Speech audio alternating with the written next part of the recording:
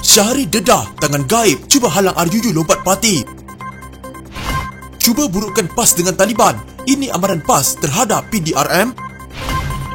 Dituduh mahu kekalkan kuasa, Ismail teruskan saman. GST mampu selesaikan masalah ekonomi ketika pandemik. Rupanya ini yang terkandung dalam bai'ah PAS.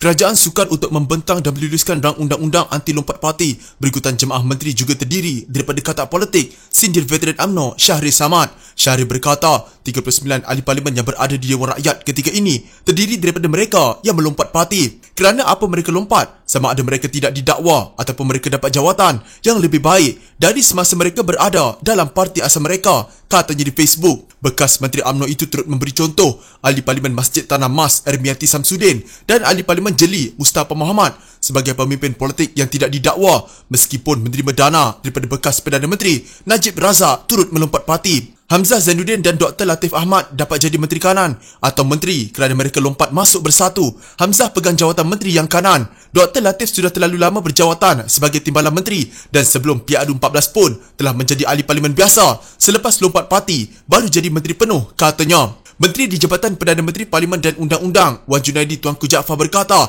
pembentangan RUU itu ditangguhkan dan jemaah menteri tidak bersetuju membentangkannya pada sidang khas Dewan Rakyat pada 11 April. Portal FMT sebelum ini melaporkan kerajaan mahu menyelesaikan beberapa perkara penting seperti definisi lompat parti dan meminda perlembagaan persekutuan sebelum membentangkan RUU itu. Sementara itu, melalui hantaran berasingan, Syahri berkata, Menteri Bersatu iaitu Hamzah, Mustafa, Latif dan Mas Ermiati tidak bersetuju dengan tafsiran lompat parti. Yelah, semua pun katak politik. Mana nak setuju dengan undang-undang mengharamkan katak politik, katanya. Beliau turut menyindir inilah nasib kerajaan memorandum persefahaman MOU yang merujuk kepada perjanjian persefahaman antara Pakatan Harapan dengan kerajaan pimpinan Perdana Menteri Ismail Sabri Yaakob. Nak laksanakan perkara penting bawah MOU pun susah, tapi jawatan menteri nak pegang sampai habis tempoh Parlimen ke-14, katanya.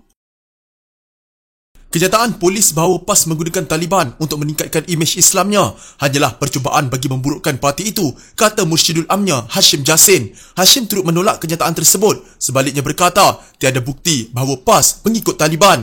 Kalau cara kekerasan boleh saksikan sekarang, adakah PAS gunakan kekerasan macam Taliban? PAS tak guna apa pun. PAS biasa sahaja macam parti-parti lain. Kita tak paksa orang, kita hanya berdakwah mengajar. Yang terima, Alhamdulillah. Yang tak terima pun kita tak ambil tindakan apa-apa. Dia cuba nak burukkan imej PAS, bermain kasar macam Taliban. Tidak berlaku benda itu, katanya kepada portal FMT. Ketua Bahagian Counter Terrorism I8, cawangan khas Bukit Aman, Nurul Ishaq, menerusi satu webinar bertajuk Alumni Afgan Generasi Seterusnya, penilaian daripada SEA, berkata PAS menggunakan Taliban bagi meningkatkan imej Islam parti itu. Nurmah berkata PAS melakukan tindakan sedemikian apabila memuji kejayaan Taliban mengambil alih Afghanistan selepas tentera Amerika Syarikat berundur dari negara bergolak itu Ogos tahun lalu. Mengulas lanjut, Hashim mempertahankan tindakan PAS memuji Taliban terutama berkaitan menentang musuh Islam. Ya, memang kita puji kesungguhan mereka menentang musuh Amerika Syarikat, musuh Islam. Jadi mereka buat sesuatu, tapi tak bermakna kita ikut 100% cara Taliban.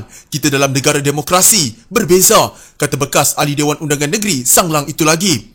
Hashim turut mempertahankan kenyataan pengerusi jawatan kuasa hal ehwal antarabangsa dan hubungan luar PAS Muhammad Khalid Abdul Hadi dalam capan di Twitter yang berkata Taliban berjaya mencapai kemenangan di tanah air mereka daripada cengkaman penjajahan yang tidak berperi kemanusiaan. Bagaimanapun tidak lama kemudian ciapan berkenaan dipadamkan. Menurut Hashim, ia merupakan kejayaan Taliban. Kita akui sebab musuh tak beri kebaikan kepada rakyat yang dijajah. PAS tidak memerlukan isu Taliban untuk meningkatkan imej Islamik PAS seperti yang dimainkan oleh pihak yang iri dengan perjuangan Islam PAS, kata ketua penerangannya Khairil Nizam Kirudin. Bagaimanapun dia tidak menjelaskan lanjut pihak iri yang dimaksudkannya itu. Menurut Khairil, sokongan terbuka PAS terhadap Taliban kerana kumpulan itu merupakan kerajaan yang memerintah di Afghanistan. Kerajaan Taliban perlukan sokongan untuk membangunkan semula Afghanistan selepas berjaya mencapai kemenangan dan kemerdekaan daripada cengkaman penjajahan. Tetapi PAS tidak akan sama sekali menyokong apa sahaja keganasan yang berlaku di Afghanistan. Keganasan bukanlah cerminan kerajaan Islam yang PAS perjuangkan, katanya pada satu kenyataan. Khairy mewajarkan sokongan PAS terhadap Taliban, berkata ia selari dengan dasar luar Malaysia, sebuah negara yang lazimnya dikenali jururunding keamanan bagi negara Islam dan wilayah yang dilanda konflik. Jelasnya pentadbiran PAS di Kedah, Terengganu dan Kelantan menjadi bukti parti itu menjunjung kesejahteraan rakyat. Hak dan kebebasan masyarakat bukan Islam juga terpelihara. Imej Islamik pada pentadbiran PAS di negeri-negeri tersebut tidak menjadi penghalang pembangunan dan peningkatan pelaburan luar. Ini jelas membuktikan PAS tidak memerlukan retorik sokongan politik sesetengah kumpulan untuk meningkatkan imej PAS, katanya. Khairy juga menyuruh semua umat Islam untuk menyokong dan menegakkan Islam di Afghanistan tanpa menggunakan keganasan. Perdana Menteri Ismail Sabri Yaakob yang menyaman pemilik sebuah portal berita berhubung artikel yang didakwa berunsur fitnah berkata, pembelaan kewartawanan yang bertanggungjawab tidak boleh dipertahankan. Beliau berkata adalah tidak benar sama sekali dan tidak berasas. Bagi pemilik agenda perusahaan media harian atau agenda daily, Izzuan Muhammad Zubaid menyatakan bahawa beliau meraih sokongan untuk kekal berkuasa. Ismail berkata beliau tidak pernah mengeluarkan perkataan itu maupun meraih sokongan daripada mana-mana parti politik semasa berucap di Pusat Konvensyen Majlis Daerah Berar pada 29 Januari. Defendant gagal untuk menghubungi saya bagi mengesahkan kenyataan itu.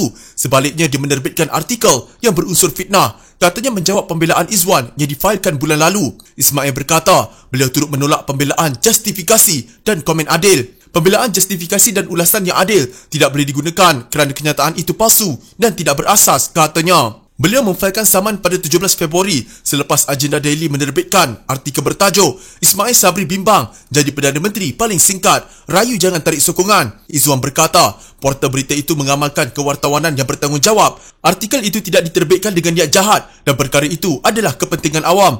Ismail berkata perkataan rayu dalam artikel itu menyampaikan konotasi negatif apabila dibaca secara keseluruhan. Dalam penyataan tuntutannya sebelum ini beliau berkata penyiaran itu dalam maksud biasa dan secara kesimpulan membayangkan bahawa beliau bimbang akan menjadi sebagai Perdana Menteri dengan tempoh paling singkat dalam sejarah Malaysia.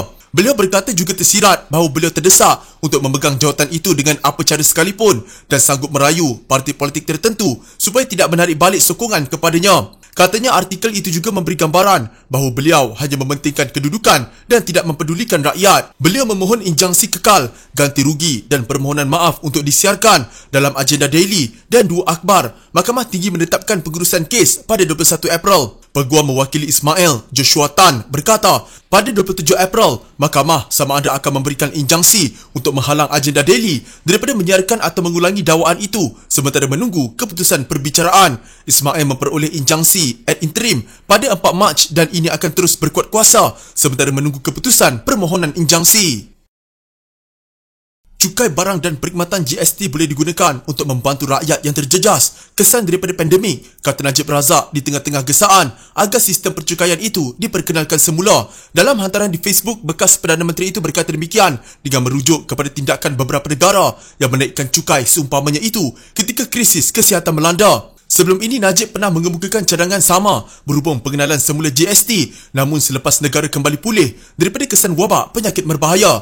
Beliau memberi contoh bagaimana Singapura, Indonesia, Bahrain dan Arab Saudi menaikkan kadar GST atau cukai tambahan nilai VAT dengan berkata ia membantu kerajaan masing-masing menjadikan bantuan keuangan lebih besar kepada rakyatnya. Kesan pandemik tidak pukul sama rata bagi semua. Ada sektor yang menerima manfaat dan sedang berkembang lebih laju berbanding sebelum pandemik. Lebihan wang yang dikutip susulan kenaikan GST daripada sektor yang menerima manfaat itu akan diagihkan secara terus kepada warga mereka dalam sektor-sektor yang terjejas, katanya. Najib berkata di peringkat individu, mereka yang terlibat atau bekerja dalam sektor yang menerima manfaat besar akan lebih berbelanja susulan peningkatan pendapatan. Justru mereka akan membayar cukai lebih banyak. Sektor seperti pertanian dan pembekal produk penjagaan berkembang lebih pantas berbanding sebelum pandemik, menjadikan mereka yang bekerja dalam sektor terbabit mampu menyerap GST yang dikenakan. Sebelum ini timbul gesaan daripada beberapa pakar ekonomi dan ahli politik supaya kerajaan memperkenalkan semula GST di tengah-tengah kebimbangan nisbah hutang berbanding keluaran dalam negara kasa KDNK yang melonjak susulan ketiadaan aliran tunai yang stabil dan perbelanjaan kerajaan yang tinggi. Bagaimanapun pada tahun lalu Menteri Keuangan Tengku Zafrul Aziz berkata Putrajaya tidak akan memperkenalkan sebarang skim cukai baru, sebaliknya mencari jalan untuk melebarkan pendapatannya selepas pandemik. GST yang diperkenalkan pada 2015 ditetapkan pada kadar 6% tetapi dimansuhkan oleh Pentadbiran Pakatan Harapan selepas itu dan menggantikannya dengan cukai jualan dan perkhidmatan SST pada 2018.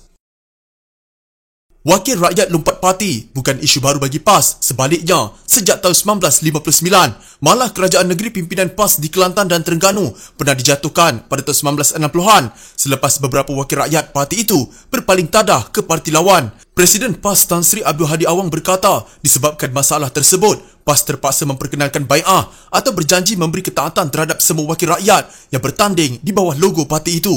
Kita bukan baru dan kita tangani masalah ini sudah lama. Dengan sebab itu PAS sebut dalam sumpah bai'ah dia, mana-mana wakil rakyat yang lompat parti wajib diletak jawatan. Kalau tak letak jawatan akan dilaknat oleh Allah, laknat oleh semua yang melaknat. Itu adalah dalam bai'ah. Kita sebut, kita sudah ikat. Kita sudah lama dalam masalah ini, ujarnya kepada media selepas menyampaikan kuliah duha di Masjid Dusila. Tradisi calon wakil rakyat PAS berbai'ah dikekalkan sehingga ke hari ini. Media sebelum ini melaporkan antara bai'ah calon pilihan raya PAS termasuk jatuh talak 3 ke atas isteri sekiranya mereka melompat parti. Bagaimanapun, lafaz bai'ah pada pilihan raya umum ke-14 dibuat dengan beberapa penambahbaikan, termasuk jika seseorang wakil rakyat PAS tidak puas hati dengan parti, tidak boleh keluar kecuali selepas meletak jawatan. Sementara itu, ahli parlimen Marang itu berkata, rang undang-undang anti lompat tidak perlu dilaksanakan secara tergesa-gesa. Memang undang-undang ini perlu kepada penelitian, tak perlu gopoh, dan kita tidak gopoh dalam masalah ini. Kita kena sedar bahawa lompat parti ini ada sebab-sebab. Kalau sebab-sebab itu betul,